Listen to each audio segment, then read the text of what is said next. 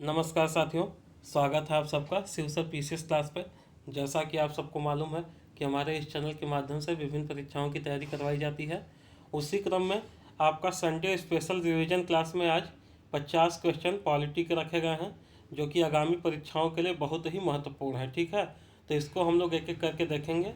उसके पहले जो भी मित्र या जो भी व्यूअर चैनल पर नए हैं या पहली बार विजिट कर रहे हैं, चैनल को सब्सक्राइब करके बेल आइकन को प्रेस कर लें, जिससे आगे आने वाले वीडियो का नोटिफिकेशन उनको समय से मिलता रहे। ठीक है, तो चलिए हम देखते हैं पॉलिटी के एक प्रश्नों को। आज टोटल 50 प्रश्नों को हमें करना है। चलिए, पहला प्रश्न आपका क्या है? भारतीय संविधान निर्मात्री सभा के अध्यक्ष कौन है? तो आपको मालूम है कि भारतीय संविधान निर्मात्री सभा के अध्यक्ष थे डॉक्टर राजेंद्र प्रसाद। ठीक है, आइए आज का दूसरा प्रश्न। भारतीय संविधान सभा की प्रारूप समिति के अध्यक्ष कौन थे? तो आपके प्रारूप समिति के अध्यक्ष डॉक्टर भीमराव अंबेडकर थे। तीसरे प्रश्न पर चलते हैं हम। स्वतंत्र भारत की संविधान सभा के अध्यक्ष कौन थे? तो आपका स्वतंत्र भारत की संविधान सभा के अध्यक्ष डॉक्टर राजेंद्र प्रसाद थे। चौथा प्रश्न, संविधान सभा की प्रथम बैठक की अध्यक्षता किसने की थी? तो आपको मालूम है कि प्रथम बैठक की अध्यक्षता डॉक्टर सच्चिदानंद सिन्हा ने की थी। ठीक, ये अस्थायी अध्यक्ष थे उस समय। ठीक, चलिए पांचवें प्रश्न पर चलते हैं।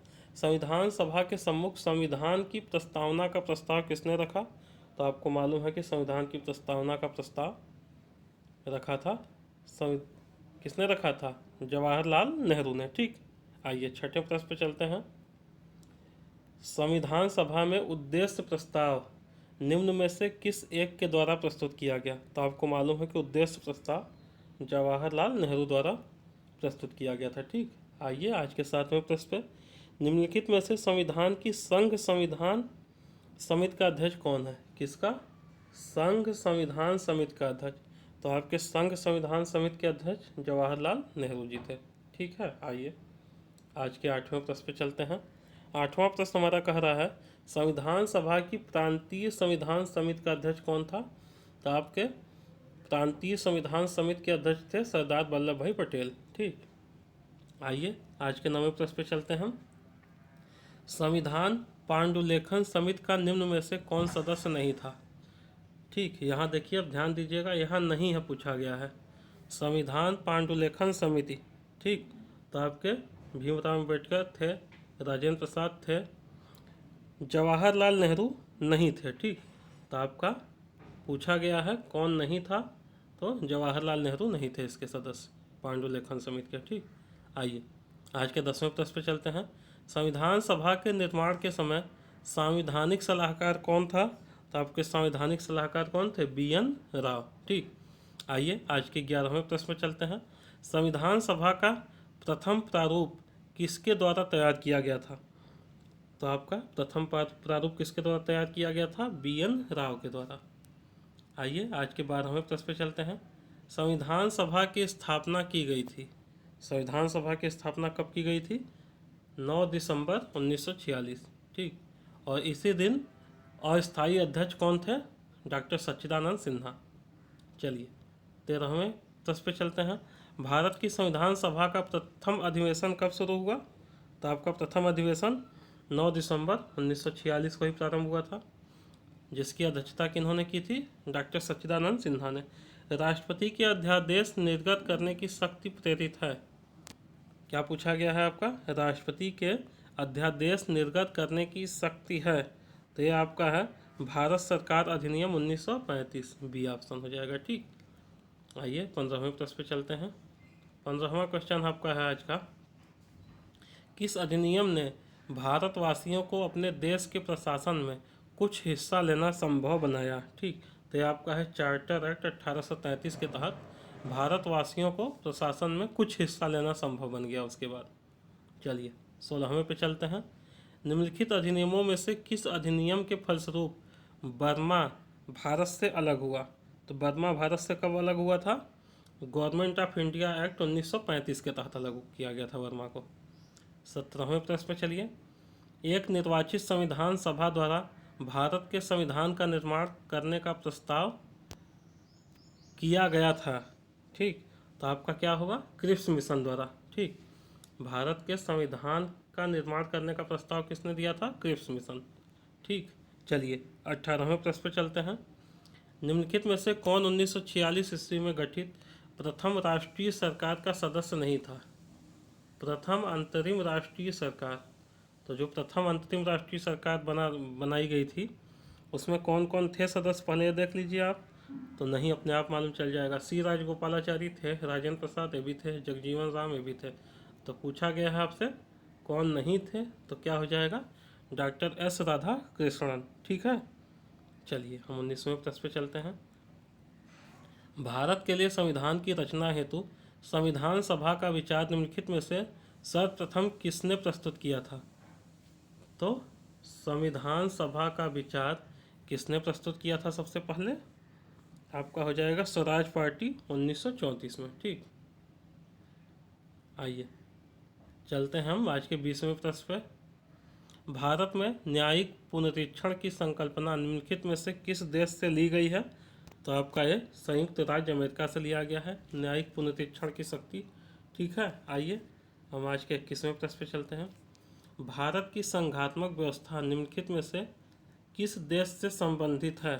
तो आपका यहाँ पहला ऑप्शन जाता है कनाडा से। आइए 22वें पे चलते हैं। भारत के संविधान की समवर्ती सूची किस देश की देन है? तो आपको मालूम है कि समवर्ती सूची कहाँ की देन है? ऑस्ट्रेलिया की। ठीक, आइए हम चलते हैं आज के 23वें प्रश्न पे। 23वां प्रश्न आज का क्या है हमारा? भारतीय संविधान में सन्निहित मूल अधिकारों की अवधारणा किस देश के संविधान से लिया गया है? ठीक, तो आपका मूल अधिकारों की अवधारणा संयुक्त राज्य अमेरिका से लिया गया है। भारतीय संविधान का कौन सा भाग और अध्याय संघ और राज्यों के बीच विधायी संबंध के बारे में है? तो आपका भाग 11 और अध्याय 1 किस ऑप्शन में है? 1। आइए 25वें प्रश्न पे चलते हैं। भारतीय संविधान में कुल कितनी अनुसूचियां हैं? तो आपको मालूम है कि भारतीय संविधान में कुल 12 अनुसूचियां हैं। आज का 26वां प्रश्न क्या है आपका? देखिए, आर्थिक नियोजन भारतीय संविधान की किस सूची में सम्मिलित है? तो आपका आर्थिक नियोजन समवर्ती सूची में सम्मिलित है। आइए आज के 27वें प्रश्न पर चलते हैं। निम्नलिखित में से कौन सा विषय समवर्ती सूची का है? ठीक, तो आपका समवर्ती सूची का मामला क्या है? देखिए, पुलिस, आपराधिक मामले, रेडियो और टेलीविज़न, विदेशी मामले। तो आपराधिक मामले जो है वो समवर्ती सूची का विषय है। ठीक है, चलिए 27 के बाद हम लोग कहाँ चलेंगे? 28 पे चलेंगे। भारतीय संविधान की 10वीं अनुसूची का संबंध किससे है? तो आपका 10वीं अनुसूची का संबंध दल बदल प्रतिरोधी विधायन से है। ठीक है, चलिए 28वां समाप्त होता है मेरा। 29वें क्वेश्चन पे चलिए। पंचायती राज विषय निम्नलिखित में से किस सूची से संबंधित है? तो आपका पंचायती राज राज्य की सूची में है, तो बी ऑप्शन हो जाएगा। 30 निम्नलिखित में से कौन सा विषय भारतीय संविधान की 7वीं अनुसूची की सूची 3 ठीक समवर्ती सूची में शामिल है? तो ये आपका हो जाएगा दंड प्रक्रिया। ठीक, दंड प्रक्रिया आपका क्या है? संविधान की 7वीं अनुसूची की सूची 3 समवर्ती सूची में शामिल है। ठीक है, चलिए 31वें प्रश्न पे चलते हैं। भारतीय संविधान के किस अनुच्छेद के अंतर्गत अखिल भारतीय सेवाओं का प्रावधान किया गया? बताइए। अखिल भारतीय सेवाओं का प्रावधान अनुच्छेद 312 के तहत किया गया है। क्वेश्चन नंबर 32, निम्नलिखित में से कौन भारत को धर्मनिरपेक्ष राज्य वर्णित करता है? तो कौन कहता है? भारत संविधान की प्रस्तावना। 33 क्वेश्चन, भारतीय संविधान की उद्देशिका में संशोधन किया गया है। जैसा कि आपको मालूम है, उद्देशिका में केवल अभी तक एक बार संशोधन किया गया है। वो कब किया गया था? 42वें संविधान संशोधन के द्वारा। ठीक, समाजवादी शब्द उद्देशिका में जोड़ा गया कब? वहीं आपका सेम आंसर 42वें संशोधन द्वारा ही संविधान की प्रस्तावना में समाजवादी शब्द जोड़ा गया। ठीक, समाजवादी तथा धर्मनिरपेक्ष शब्द संविधान की प्रस्तावना में कब जोड़ा गया? सेम 42वां संविधान संशोधन। संविधान भारतीय संविधान में पंथ निरपेक्ष शब्द कब जोड़ा गया? ये भी 42वां संशोधन ही आपका आंसर होगा। ठीक है, जैसा कि आपको मालूम है कि 42वें संशोधन द्वारा ही ये सभी चीज़ें परिवर्तित किया गया था। क्वेश्चन नंबर 37, भारत एक गणतंत्र है, इसका क्या अर्थ है बताइए। गणतंत्र, भारत में वंशानुगत शासन नहीं है। ठीक, भारत एक गणतंत्र है, इसका अर्थ है भारत में वंशानुगत शासन नहीं है। क्वेश्चन नंबर 38, सभी व्यक्ति पूर्णतः और समान रूप से मानव है, यह सिद्धांत जाना जाता है। यह सिद्धांत आपका सार्वभौमिकता का सिद्धांत से जाना जाता है। क्वेश्चन नंबर 39, निम्नलिखित में से कौन सा शब्द भारत के संविधान की उद्देशिका में नहीं है, बताइए कौन सा नहीं है। 39, आपका समाजवादी है, पंथ निरपेक्ष है, प्रभुता संपन्न है, लोक कल्याण जैसा कोई वर्ड हमारे संविधान की प्रस्तावना में नहीं है। ठीक, आइए 40 पर चलते हैं। भारतीय संविधान की प्रस्तावना में निम्नलिखित में से किस स्वतंत्रता का वर्णन नहीं है। ठीक है, तो आपका किसका है, विचार की स्वतंत्रता, विचार प्रकट करने की स्वतंत्रता, विश्वास की स्वतंत्रता, आर्थिक स्वतंत्रता। आपका भारतीय संविधान की प्रस्तावना में इसका वर्णन नहीं है, तो आपका कौन सा आंसर हो जाएगा, इसका नहीं है पूछा है तो आर्थिक स्वतंत्रता हो जाएगा आपका। ठीक, चलिए क्वेश्चन नंबर 41 है, 41 को पढ़िए। निम्नलिखित में से किस वाद में उच्चतम न्यायालय ने धारणा प्रस्तुत की कि उद्देशिका संविधान का भाग है। तो उद्देशिका को संविधान का ही एक भाग बताया गया है, किसमें, बोम्मई बनाम यूनियन ऑफ इंडिया। ठीक है, चलिए आपका 42वें प्रश्न पर चलते हैं हम। भारतीय संघवाद को सहकारी संघवाद किसने कहा था, तो यह आपका जी ऑस्टिन ने कहा था। किसने कहा था कि भारत अर्ध संघात्मक राज्य है, तो आप भारत को अर्ध संघात्मक राज्य किसने किया कहा था, केसी वियर ने। ठीक, चलिए हम 44वें प्रश्न पे चलते हैं। निम्नलिखित में से किस एक का कथन है कि भारत संविधान को संघात्मकता के तंग ढांचे में नहीं ढाला गया है। ये आपका कथन है बी आर अम्बेडकर जी का। ठीक, भीमराव अम्बेडकर, क्या कहा था इन्होंने, संविधान को संघात्मकता के तंग ढांचे में नहीं ढाला गया है। आपका क्वेश्चन नंबर 45, भारतीय राजनीतिक पद्धति के बारे में निम्न में से कौन सही नहीं है। ठीक, तो आप ध्यान दीजिएगा, सही नहीं है पूछा गया है यहाँ आपका। धर्मनिरपेक्ष राज्य सही है, संसदीय पद्धति की सरकार सही है, संघीय नीति भी सही है, तो राष्ट्रपतीय पद्धति की सरकार नहीं है भारत। ठीक, चलिए 46वें क्वेश्चन पर चलते हैं। भारतीय राष्ट्रीय ध्वज में चक्र किसका प्रतीक है, तो आपका चक्र प्रतीक है किसका, चक्र न्याय का प्रतीक है। ठीक, चलिए 47 पे चलते हैं हम लोग। नया राज्य के गठन की शक्ति निहित है, तो यह आपका संसद को है अधिकार नए राज्य के गठन का।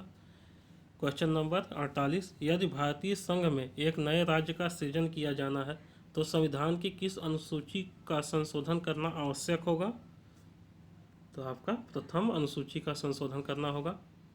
क्वेश्चन नंबर 49, भारत में कितने प्रदेश हैं, जैसा कि मालूम है कि भारत में पहले 29 प्रदेश थे, लेकिन जम्मू कश्मीर को दो भागों में बांटकर जम्मू कश्मीर और लद्दाख केंद्र शासित प्रदेश बना दिया गया, तो आपका प्रदेशों की संख्या कितनी रह गई है, 28। ठीक, चलिए किस देश में दोहरी नागरिकता का सिद्धांत स्वीकार किया गया है। ठीक है, तो आपका संयुक्त राज्य अमेरिका में दोहरी नागरिकता का सिद्धांत लागू है। ठीक है, तो चलिए हमारा यहाँ 50 महत्वपूर्ण प्रश्न समाप्त होता है। ठीक है, इसको आप एक बार रिवाइज कर लीजिएगा, देख लीजिएगा, सभी क्वेश्चन बहुत ही महत्वपूर्ण है और सभी प्रश्न एग्जाम में आए हुए हैं। ठीक है, तो चलिए हम मिलते हैं आप लोगों से अगले वीडियो में, तब तक के लिए धन्यवाद।